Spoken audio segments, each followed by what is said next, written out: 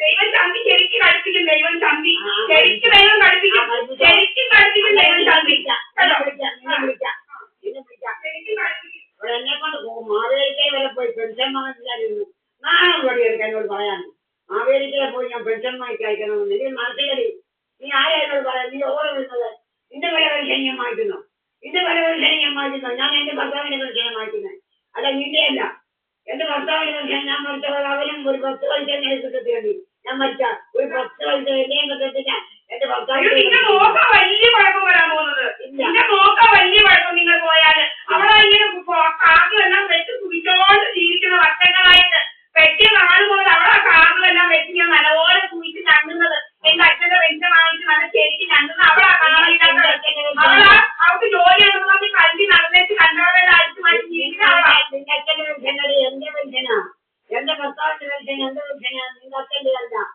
വെട്ടിപ്പോയി എന്റെ അച്ഛനാണെങ്കിൽ എന്റെ അച്ഛന്റെ പെൻഷനാ. സഹദേവന്റെ അതോ കോമളനെ പറഞ്ഞവരെ വേറെ കൊണ്ട് ഉണ്ടാക്കിയതാണോ? അവൻ പറയുന്നത് നിന്റെ മക്കളൊക്കെ വേറെയാണ്.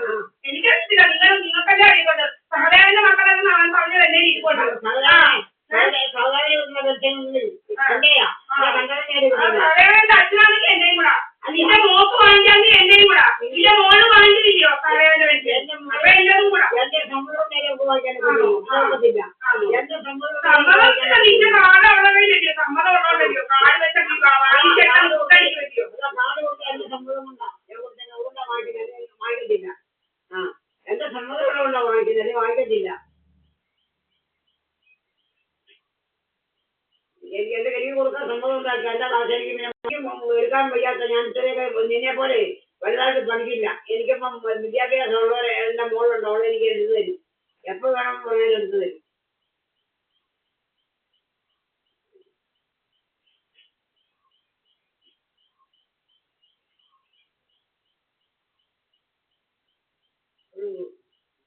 നല്ല സ്വഭാവമുള്ള ഒരു സ്ത്രീയെ സ്വന്തം അടിയെ മാറ്റി നടന്നത്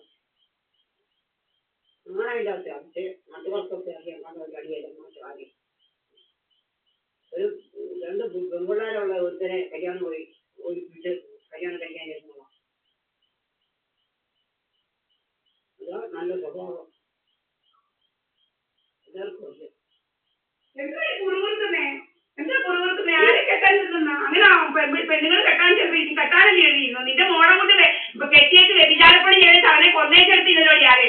നിന്റെ മോളാ കൊന്നേച്ച് നടക്കുന്ന വ്യഭിചാരി. വ്യഭിചാരം ചെയ്യിച്ചു തിന്നുന്നതാണ്.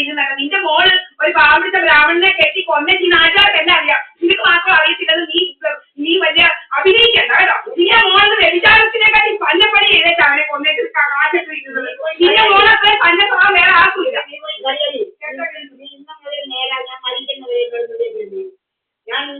ഞാൻ മരിക്കുന്നവരെ നിങ്ങൾ മുൻകരുതലിക്ക് നിങ്ങൾ ഇഷ്ടമല്ല. നിന്റെ യാതൊരു ആൾക്കും എനിക്ക് ആർക്കുമില്ല. യാതൊരു സഹായവും വേണ്ട. എനിക്ക് നിന്റെ യാതൊരു സഹായവും വേണ്ട. എന്നെ ആരും സഹായിക്കാൻ വരണ്ട. നിന്റെ യാതൊരു സഹായം എനിക്ക് വേണ്ട. നിന്റെ സഹായം എനിക്ക് വേണ്ട. എനിക്ക് എൻ്റെ അച്ഛൻ എന്നെ പഠിപ്പിച്ചിട്ടുണ്ട് സഹായത്തിന്. എൻ്റെ അച്ഛനെ പഠിപ്പിച്ച മനുഷ്യനും എൻ്റെ ഭർത്താവ് എൻ്റെ അച്ഛനാ സഹദേവനെ കൊണ്ട് എന്നെ കെട്ടിച്ചത്. അവയാളെ പെൻഷൻ എനിക്ക് കിട്ടുന്നുണ്ട്. അല്ല വേറെ ആരും എന്നെ കെട്ടിച്ചത്.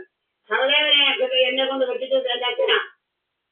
അതാണ് നീ ഉണ്ടായിട്ട് ഞാൻ സഹദേവനെ കെട്ടിയത് തന്നെ. നീ ഉണ്ടായിട്ട് ഞാനൊരു സഹദേവനെ എന്നെ കെട്ടിയതാണോ?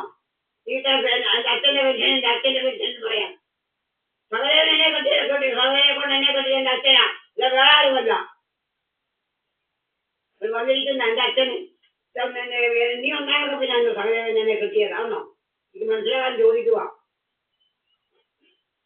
അവകാശം പറയാൻ വരാനും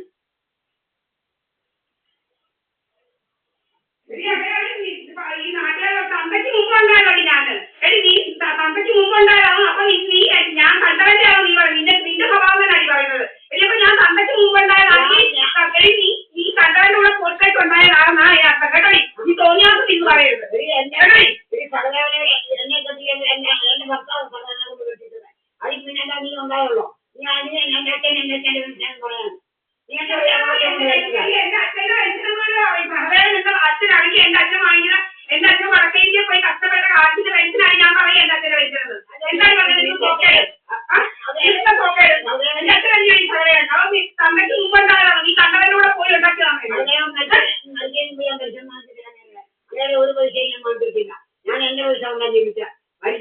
ഞാൻ പെൻഷൻ വാങ്ങിച്ചുള്ളൂ.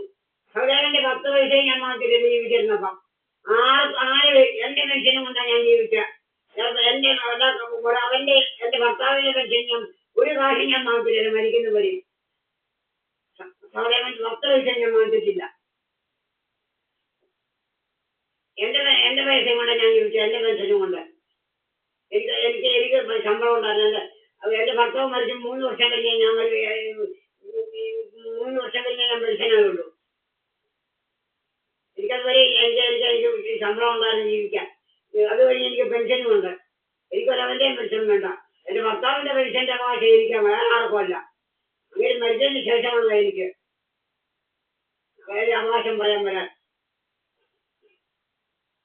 അവകാശം കൊണ്ട് വന്നേക്കുന്നു.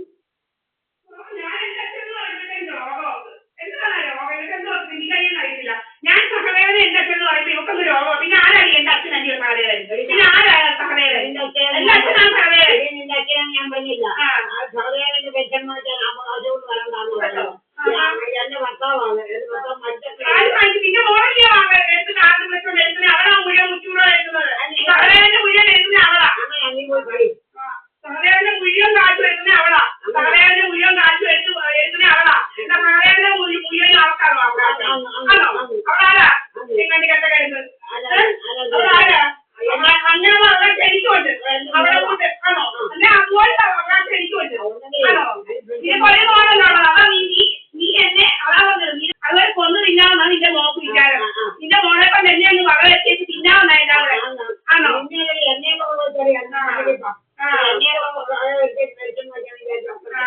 അയ്യോ ആത്ര നിന്റെ മോക്കാണ് വിചാരം മുഴുവന്. നിന്റെ മോള അങ്ങനെ ചെയ്യുന്ന പല പ്രവൃത്തി ദൈവം കാണുന്നുണ്ട്. നിന്റെ മോൾ എന്തെല്ലാം പ്രവൃത്തി ചെയ്യുന്നുള്ളത് കാണുന്നുണ്ട്. ആ മുതുകണ്ണിയുടെ പ്രവൃത്തികൾ ദൈവം കാണുന്നുണ്ട്. മുതുകണ്ണിയുടെ പ്രവർത്തനം അതാ മുതുകണ്ണിയുടെ പ്രവർത്തനങ്ങളൊക്കെ ദൈവം കാണുന്നുണ്ട്. ഇവിടെ കവയപ്പം എല്ലാം ഇട്ട് കള്ളിയുടെ കൂട്ട് നടക്കുന്നത് മുതുകള്ളി. അവളെ പോലത്തെ കള്ളിയില്ല. അവളുടെ കൈ ഇങ്ങനെ പോലെ കണ്ടാൽ മതി. അവിടെ കള്ളി കള്ളത്തരങ്ങളെല്ലാം കൈയും കാലും പോകുന്നത് നോക്കാറില്ല. എനിക്ക് എന്റെ മാറ്റമില്ല. എനിക്ക് എന്റെ കൈ പോകുന്നത് നോക്കിയാൽ മതി. അല്ല വല്ലതിന്റെ എനിക്ക് എന്റെ കൈ വാങ്ങിക്കാൻ കിട്ടുന്ന കാശ് അന്താന്റെ കൈ പോകുന്ന ഞാനിങ്ങനെ നോക്കുന്നത്. എന്റെ അച്ഛൻ എന്നെ പഠിപ്പിച്ചെന്റെ പെൻഷൻ കൊണ്ടല്ല. എന്റെ അച്ഛനെ കൊണ്ട് കിട്ടിച്ച ഞങ്ങളുടെ പെൻഷൻ കൊണ്ട് എനിക്ക് വല്ലതിന്റെ അല്ല ഞാൻ വാങ്ങിക്കുന്നത്. എന്റെ ഭർത്താവിന്റെ പെൻഷനാണ് വാങ്ങിക്കുന്നത്. നിന്റെ അവിടെയല്ല. മാസം തോറും തരുന്നുണ്ടല്ലോ പെൻഷൻ. മാസം തോറും 15,000 വെച്ച് തരുന്നുണ്ട്. തരാതിരിക്കുന്നില്ല. അതിനൊന്നും തരുമായിരുന്നു. എന്നാ അതിന് മുമ്പ് തന്നത്? അതിന് മുമ്പ് അവർക്ക് വരുത്തുന്ന അവള് വർഷങ്ങളായിട്ട് ഞണ്ണുന്നുണ്ട്. അവള് കെട്ടിപ്പോയ കാലം മുതലേ ഇങ്ങനെ ഞണ്ണുക. അന്ന് മുതലേ രാജമേലെ അവിടെ എല്ലാം പോയി ഇങ്ങനെ ഞണ്ണനായിരുന്നു ജോലി. അവിടെ കല്യാണം എല്ലാം പോയി പൈസ എല്ലാം വാങ്ങിക്കൊണ്ട് പോയത്. നിങ്ങളുടെ ചേട്ടത്തിൽ കൗസല്യ വരെ നിങ്ങളെ വെച്ച് അവിടെ എല്ലാം വാങ്ങിക്കൊണ്ട് പോയതാണ് അവരുടെ കൗസല്യ വരെ. നിങ്ങളിങ്ങനത്തെ ഒരു കൊച്ചു പെണ്ണ ഒരു കൊച്ചു ഉണ്ടല്ലോ അവളല്ലേ എല്ലാവരുടെയും വാങ്ങിച്ച് നടക്കുന്നതിനാണ് അവര് ചോദിച്ചത്. കൗസല്യാണ് ചോദിച്ചത് എന്റെ അടുക്കല്. നിങ്ങളെ കൊച്ചു നിന്റെ ഇല വെച്ചുണ്ടല്ലോ അവളല്ലേ നാട്ടുകാരെ എല്ലാം വാങ്ങിച്ച് നടക്കുന്നതിനാ അവളെയും പറഞ്ഞത്. എനിക്കറിയത്തില്ല. എനിക്കറിയത്തില്ല. അവളങ്ങനെ ചോദിച്ചത് എനിക്കറിയത്തില്ല. അപ്പൊ നീ അവിടെ പോവാറുണ്ടല്ലോ. ഞാൻ ഒരിക്കലേ പോയപ്പോൾ തന്നെ വന്നത് 2018 പോയപ്പോഴാ കൗസല്യ നിങ്ങളുടെ നേരത്തെ കൗസല്യക്കും എല്ലാം അറിയാം. നാട്ടുകാർക്ക് എല്ലാം അറിയാം. ഇവിടെ നടന്ന് വാങ്ങിക്കാ ജോലിയെന്ന്. ഇപ്പോഴും രാജമേടെ 10 ലക്ഷം വാങ്ങിച്ച് നടക്കുന്നത് നിങ്ങളല്ലയോ? അങ്ങനെ നടന്ന് വാങ്ങിക്കുന്ന എല്ലാവർക്കും അറിയാറുണ്ട്. ഇവിടെ സ്വഭാവം കണ്ടവരെ നിങ്ങൾ എന്ത് ചെയ്യുന്നു പൈസയ്ക്ക് വേണ്ടി എന്ത് ചെയ്യുന്നതാണ് ഇവിടെ ഈ കൗസല്യക്കും എല്ലാം അറിയാം. കൗസല്യക്കും എല്ലാം അറിയാം.